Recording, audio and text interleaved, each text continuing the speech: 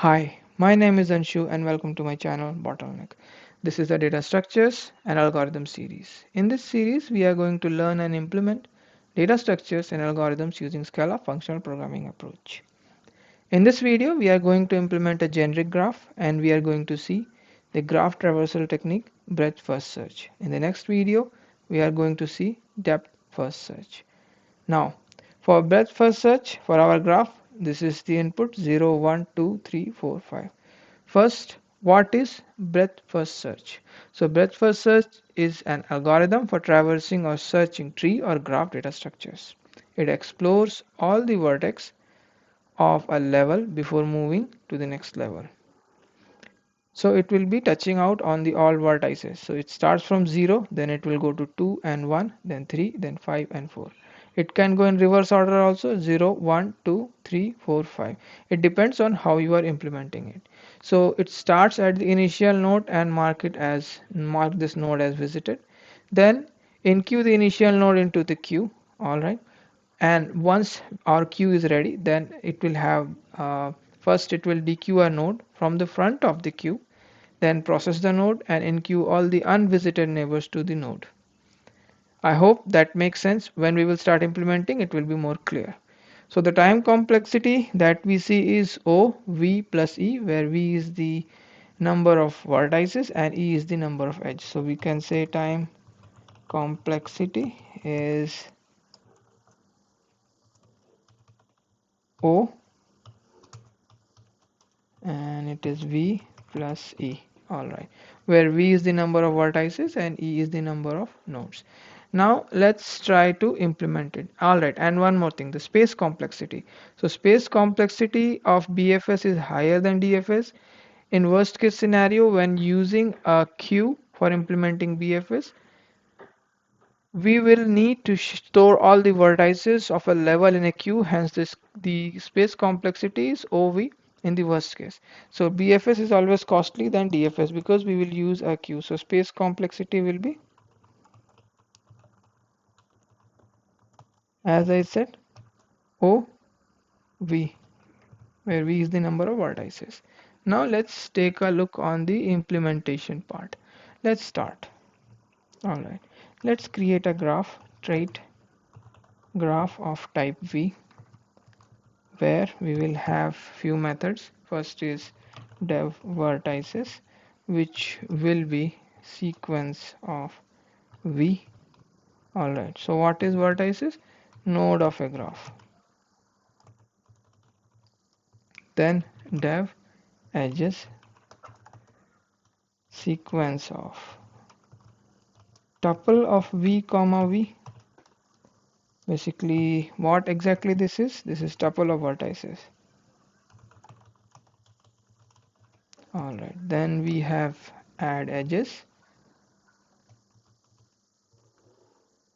Alright, so what we are going to add? We will be having a tuple value as an input, and this will return a graph of type V. So this is basically to add new edge. Add new edge. Now last method to find the neighbors. Alright, so neighbors, it will take an input as vertex, which will be of type V, and it will return all the neighboring nodes. So it's going to be sequence of V. So this is neighbors associated with the existing node. Alright, now we implemented the graph. Now let's implement the directed graph. Directed graph. This directed graph will take adjacency list.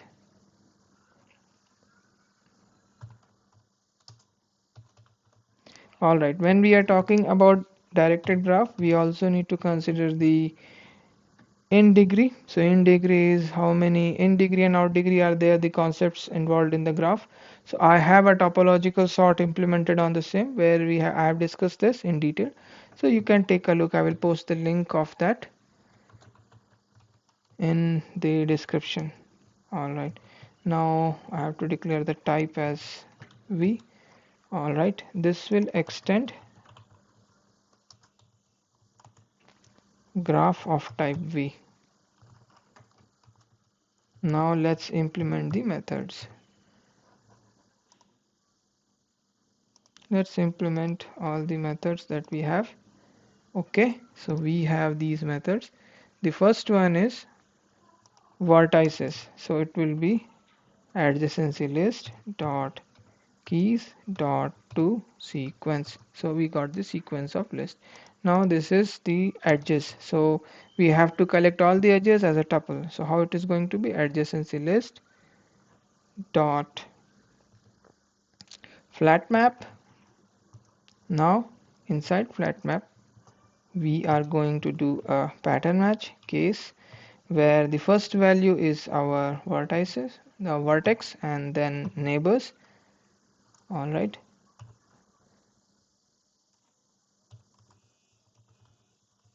Okay. Now for each neighbor, let's take it to the next line. For each neighbor, let's correct the spelling. Neighbors. All right.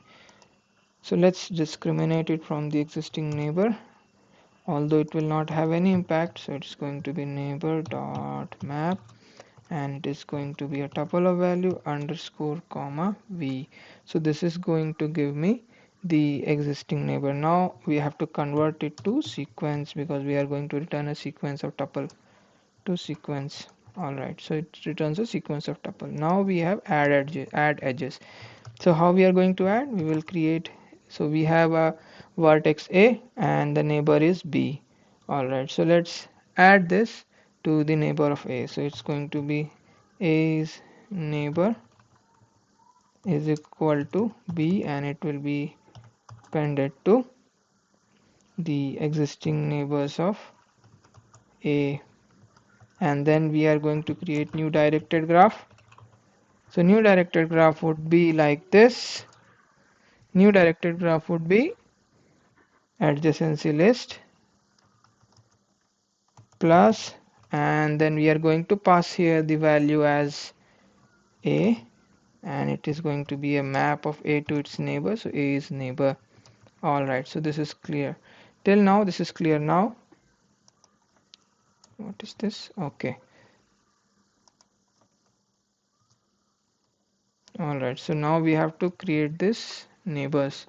So neighbors, basically it's going to give me adjacency list, adj list dot get or else, and here there will be a value of vertex comma nil. If there is nothing, no neighbors, then it is going to return a nil. All right, till now we have implemented this. Now let's implement the graph. Val g is equal to, it's going to be graph of int. All right, few things is left out. Let's create a companion object of graph,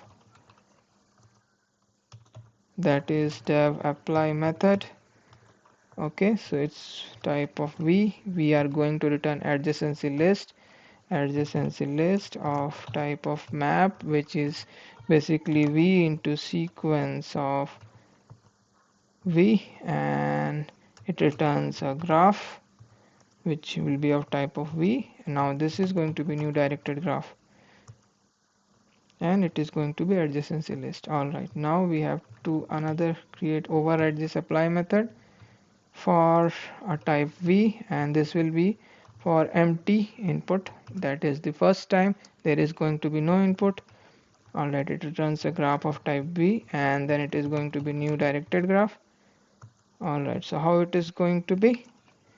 Map of empty, and here we are going to provide the value. So value is v comma sequence of v. Sorry, it has to be sequence of v. All right, so this completes the implementation of directed graph. Now this will be, yeah, the error is gone. All right, now this is an empty graph. Now I'm going to add node. So add edges. The first one is 0 comma 1, then let's add another edge, add edges, then it will be 0 comma 2. So from 0 we have 1 and 2, then add edges, then we have 1 comma 3, again add edges, and we have 2 comma 3, then again add edges, and we have 2 comma 3, then 3 comma 4. All right, and then dot add edges 3 comma 5. I hope I have covered everything. Now let's print this graph. Println g. All right, so let's print this graph and let's see, are we able to see what we are expecting, or there is some differences. All right, so it is running. Yeah, so it is running as of now. We haven't added the, we haven't overadded toString. All right, let's implement the DFS and we will see how the graph will look like. Okay, so now let's implement breadth first search. So it is going to be dev, and let's make it private dev. As of now, just watch closely. Almost our graph is done. I'm implementing breadth first search, where it is going to take an input as graph, which is of type v, and it is going to be a starting node, that is going to be a vertex, and then it is going to return the sequence and a traversal. And all right, let's see. So it is going to be def. Let's implement a helper method. It is going to be tail recursive, so it is bfs helper. Let's name it bfs helper. All right, let's make it camel case. All right, so bfs helper, so we are going to replicate a queue, so it's going to be queue. We are not going to use queue from collection, we are going to create a behavior of queue. Now the next thing that we need is visited, so it will have all the visited values. We don't want to have any duplicates, so we will mark it as set. Again, we can have a method that can or do this activity for removing duplicates, that can be improvised, but let's mark it as set, then sequence set, and give it a value as set of type v and with the empty value. Now the last thing is the traversal itself, which can be a sequence, and give it a default value as null. All right, and we are going to return a sequence of type v. This is our method, which is going to be recursive, so it's going to be tail recursion, so it will never throw stack overflow exception.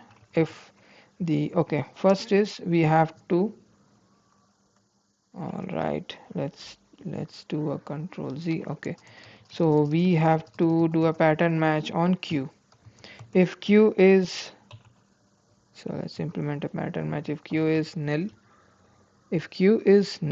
then we are going to return acc. It means almost we have traversed everything. Otherwise we are going to split the queue into head and tail.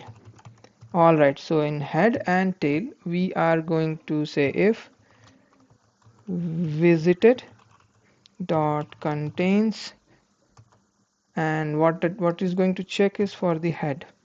If so visited contains head, then it is going to call for the bfs helper, and there is no change because already the value is there, so it is going to be tail as is, and visited and acc. Yes, now if that is not the case, else, so it is going to collect all the neighbors, neighbors neighbors. All right, and it is going to be graph. So for the graph at that particular moment, it is going to get the neighbors, and it is going to call for the head. So for any moment the input value is graph, and for that graph it is going to call the neighbor for the given node that we have. Now once we have this, we don't want to append those values which are already visited, so it's going to be visited dot contains. So anything that is already there in visited, that won't be appended to this neighbor. Now BFS helper, we are going to call BFS helper, and we are going to append the tail as is before with the neighbors.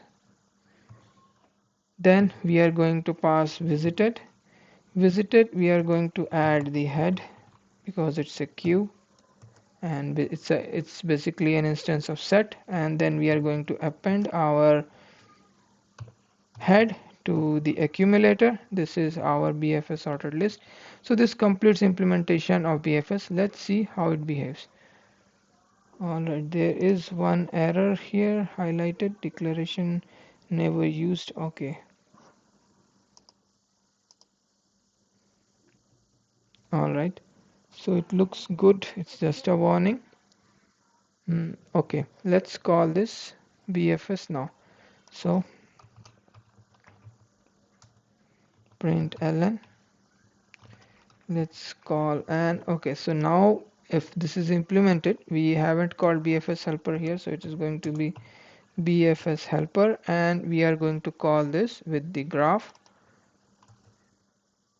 So this is with the queue. So queue, we are going to call it with the queue, so it's going to be the starting point. So it is going to be sequence of start. Yeah, so this will be calling BFS helper. BFS helper will run the sequence. Now let's print the BFS graph with the value as z. Okay, so let's see. Alright, and we need to provide the starting node, that is the first value 0. Okay, and this is already a type of int. It is interpreted explicitly. Okay, now let's see how it works. Are we going to get the expected result? Alright, so we can see it is 0 to 1354. Let's just validate. So 0 to 1354. Alright, so how it happens? It went to 0, then it went for 2, because here you see the way you are doing the recursion will make the difference. So I am just appending it before, so accordingly you can make the changes. There are changes that need to be done, so that it will visit the left node first, then the right. Here it is visiting right node first, then the left. It depends on the priority. So it is visiting 0, then 2, then 1, then it goes to 3, and then 5 and 4, and here it completes the BFS. Alright, so in the topological sort, I have also implemented how we can run and display the graph, and also we can do the topological sorting on this. It is the same graph from there. If you enjoyed this video, please like and subscribe, and see you out in the next video. Thank you.